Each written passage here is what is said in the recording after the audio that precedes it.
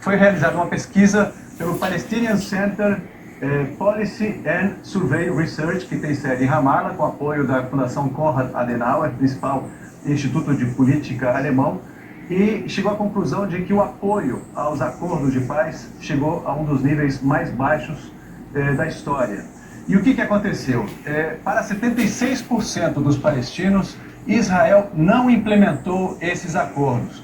Significa que havia uma expectativa que Israel, pouco a pouco, fosse se retirando dos territórios palestinos, que os palestinos pudessem escolher os seus representantes e que esses representantes pudessem, pouco a pouco, garantir a segurança e também a administração daquele território.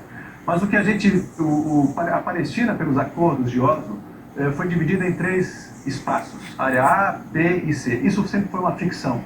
De fato, Israel ocupa militarmente a área C, que é a maior parte do território da Cisjordânia.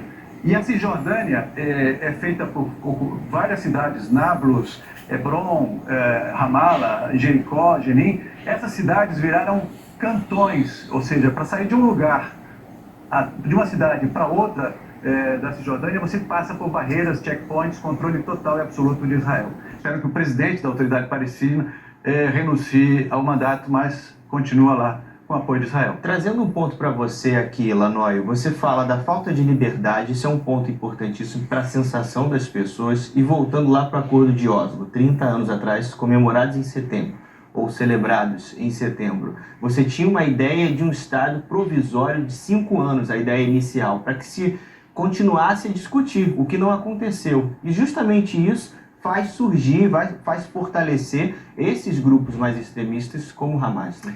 Desde sempre, os grupos extremistas se opuseram aos acordos. Então, o Fatah passou a ser de um grupo terrorista ao grupo mais moderado dentro da Palestina. Então, nos anos 2000, houve uma intifada e, ao mesmo tempo, em 2000, quase se chegou a um acordo de paz.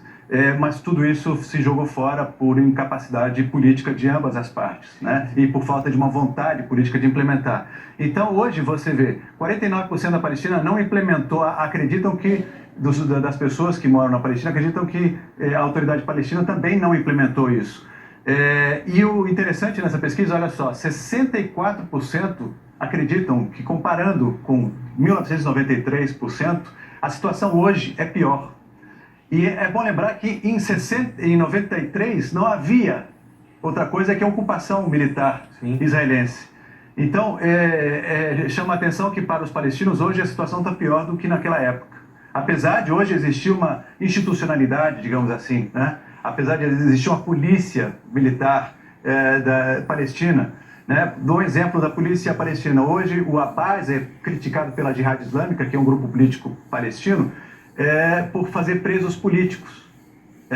Aqueles homens que Israel chama de terroristas, os palestinos chamam de facção política da Jihad Islâmica.